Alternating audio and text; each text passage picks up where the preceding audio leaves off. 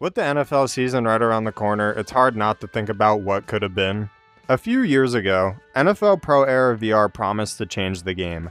With real teams, real stadiums, and a chance to step into your favorite quarterback's helmet.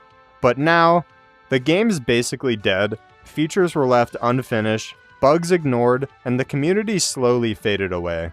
And for a series that once felt like the future of football games, that's a pretty big fall. So today, we're taking a look back at what NFL Pro Era was, how it evolved, and where it went wrong.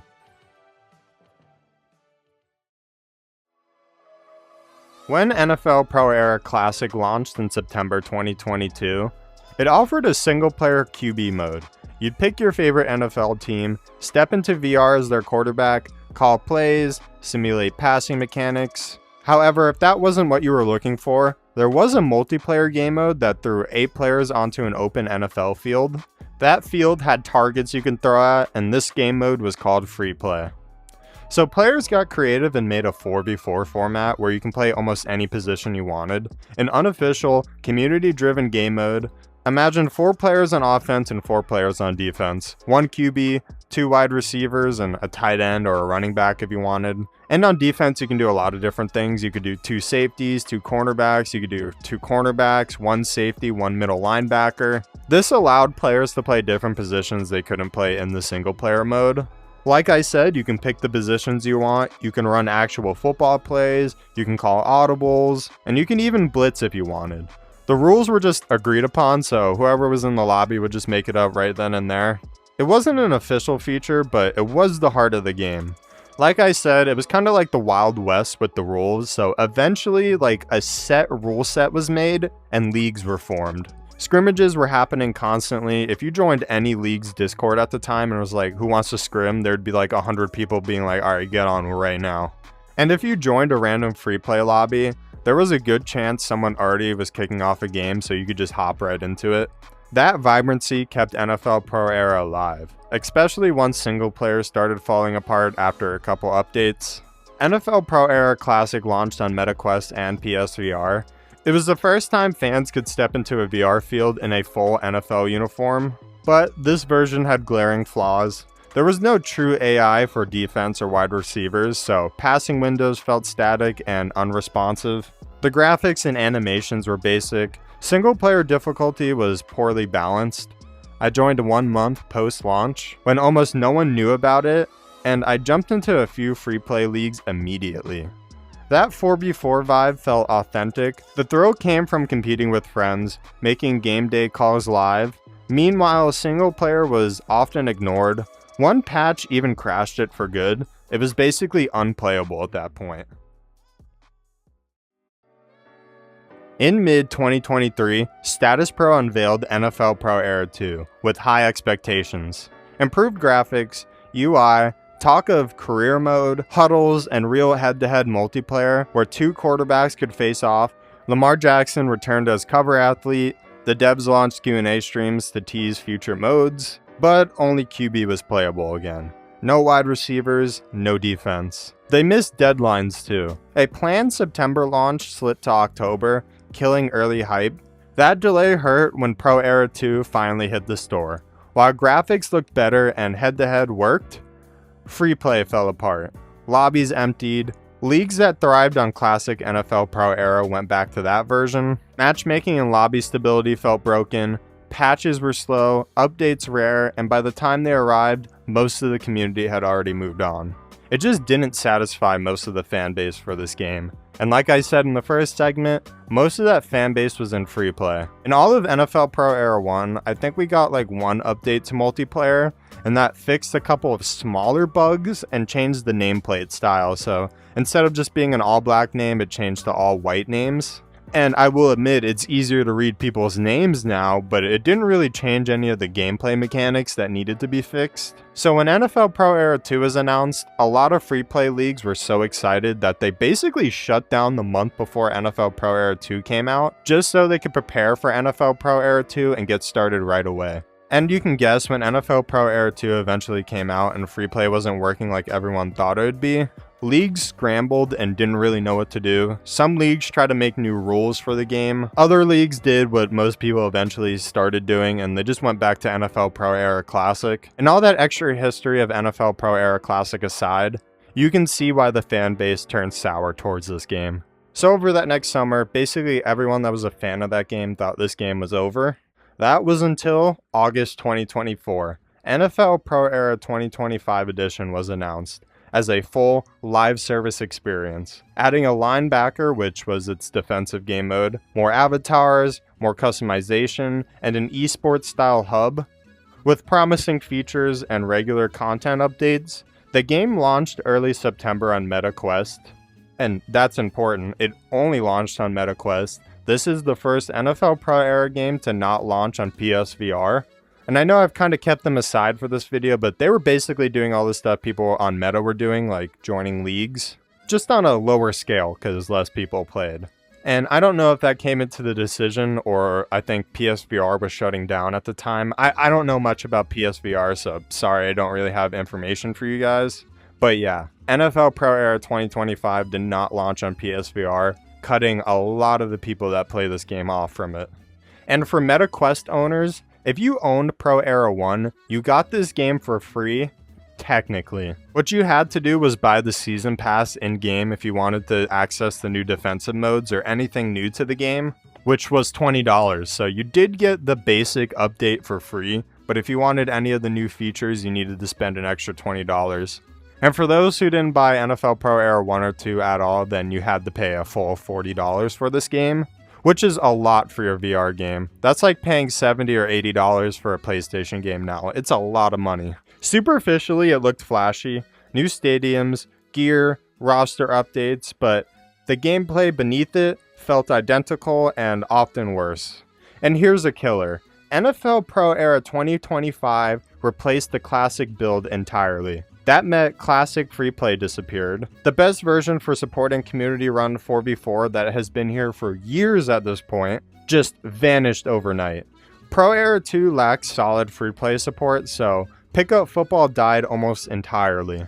Communities evaporated, leagues survived, but at a fraction of what they did before. Live service updates came, but only cosmetic ones. Jersey drops, color rush packs. The promised head-to-head multiplayer was delayed again, then cancelled. And rosters stayed buggy. Justin Jefferson wasn't in NFL Pro Era 1 or NFL Pro Era 2. And yes, you guessed it, in NFL Pro Era 2025 on launch, Justin Jefferson was not in the game. He's there now, but when the game first came out, he was not. ESPN even used Status Pro's tech to visualize NFL games for the broadcast. But of course, none of this was seen on the consumer side, so we basically got nothing for the rest of the year. Live service meant a couple DLC cosmetic packs, that's it. Across every version, the single player experience was almost comically easy. On the hardest difficulty, you can easily get an undefeated season with 100 plus throwing touchdowns and practically 0 sacks.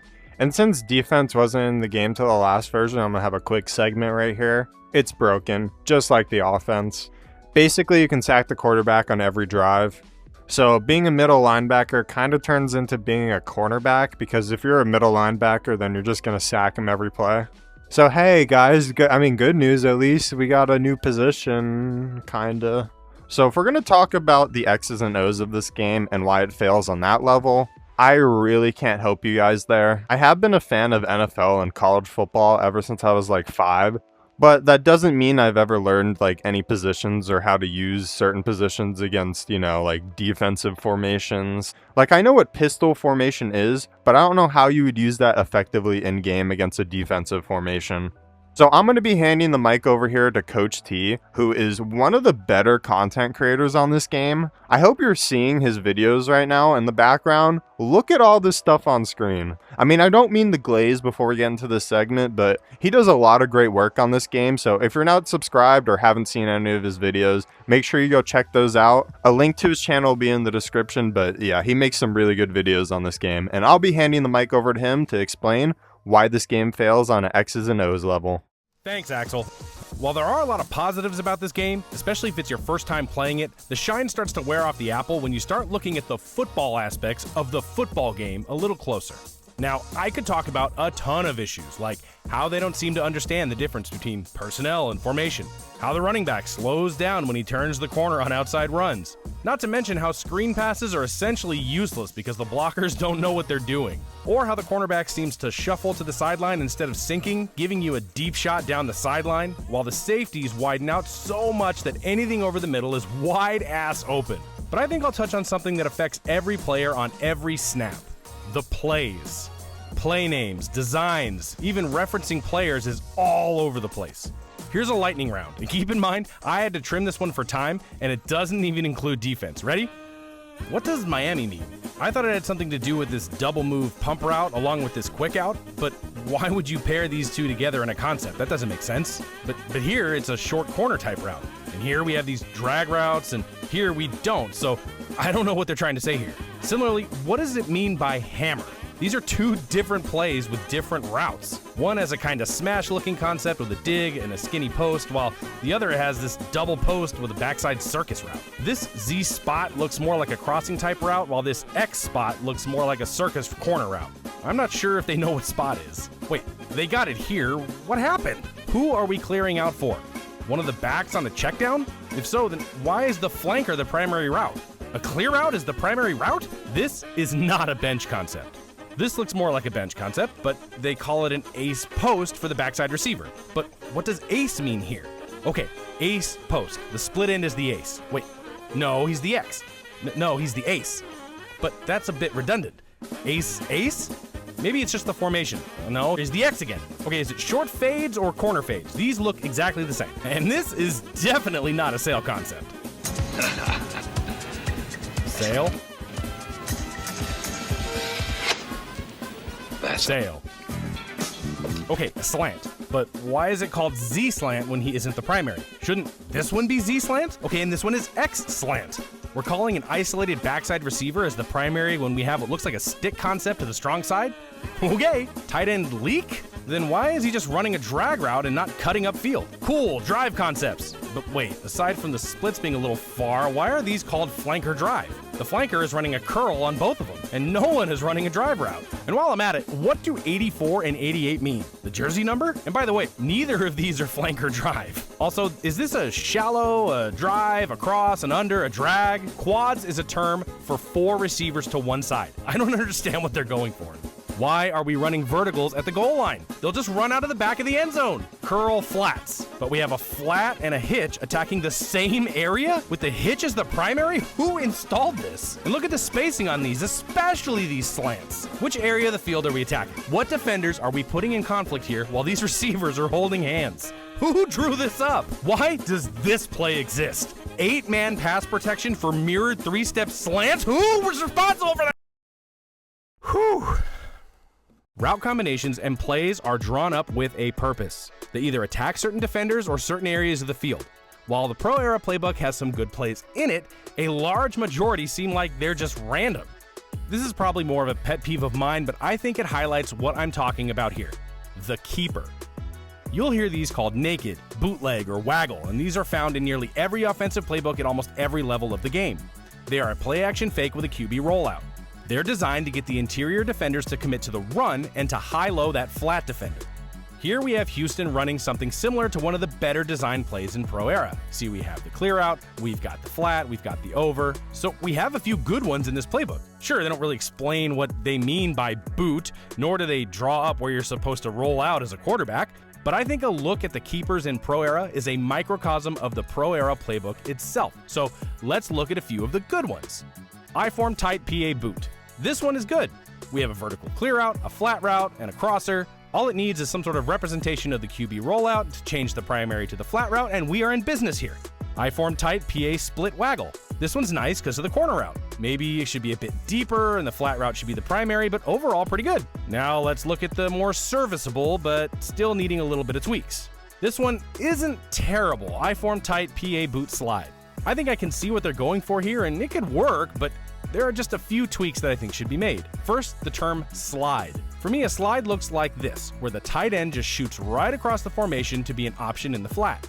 Like this clip with the 49ers, we have the corner route, we have the route coming across, a nice little whip route, and the slide route where the ball goes to George Kittle for a nice gain. Here, we don't get that. I'd have the fullback run a wheel route to clear out that side while the Z receiver comes across. But if we wanted to keep those two crossers, I would ask, who are we trying to put in conflict here, because it isn't the weak side flat defender. If it's the Mike linebacker, given the splits and spacing of this condensed tight formation, I would have the fullback or a halfback just shoot to the flat, not run what looks like a swing, and have the tight end run more of a shallow drag. I form Y trips PA boot right. I like the idea of the scissors concept here, especially with the double move post corner route by the number 2 receiver, but they didn't program this route very well. He just lazily rounds the first break and then eventually gets to turning the other way. But programming aside, why is the check down going the other way? I would want him to cut this way so he can be an option in the flat while these two deeper routes clear out defenders. Okay, now on to the bad. Here we start to see their fascination with these comeback routes. First of all, the quarterback is rolling out, and by the time he gets his head around, the primary receiver has stopped his feet. No one has put pressure on the defender or tried to clear him out, and the receiver is just standing there. The tight end going to the flat is attacking basically the same area and bringing more defenders with him, so even if you do complete one of these, it's a minimal gain at best, and at worst, it's going to be an interception. Not to mention that the X receiver is split out wide and running in on this shallow, so you don't even have something deeper coming across to hit now that you have all these defenders and receivers bunched up in the flat area.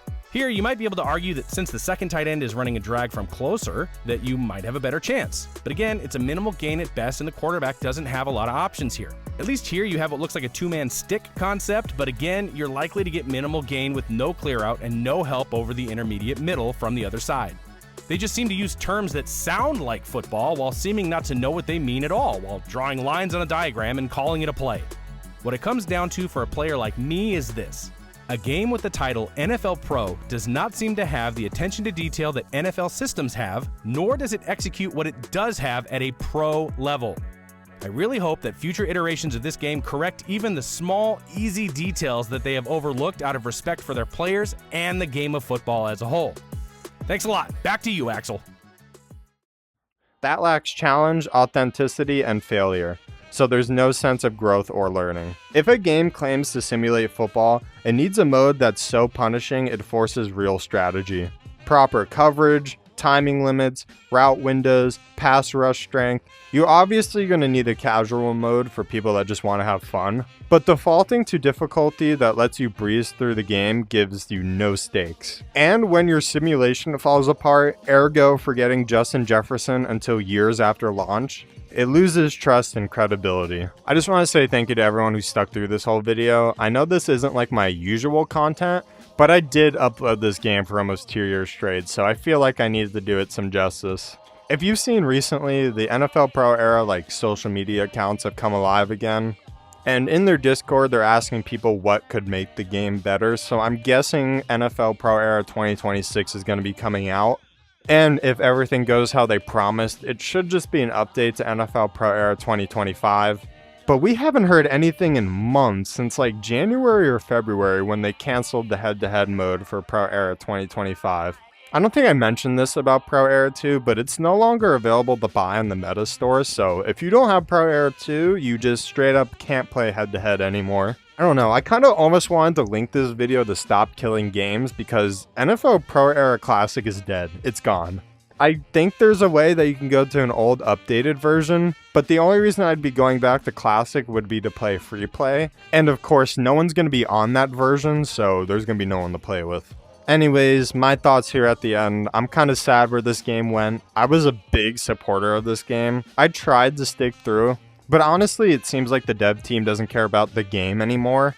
It seems like they only care about their new simulation tech, and that's really cool. I don't want to put that down. I really hope that's used more. I know a couple NFL quarterbacks have been using their tech just to practice, and like I said in the video, ESPN has been doing these segments where they'll use the technology to go through plays from last week. And all I'm going to say is that's really cool. They need to give it to the consumers. It can be in the most simplest form, each week, since it is a live service model, we can keep adding an update every week. I got y'all NFL Pro Era dev team, listen up right now.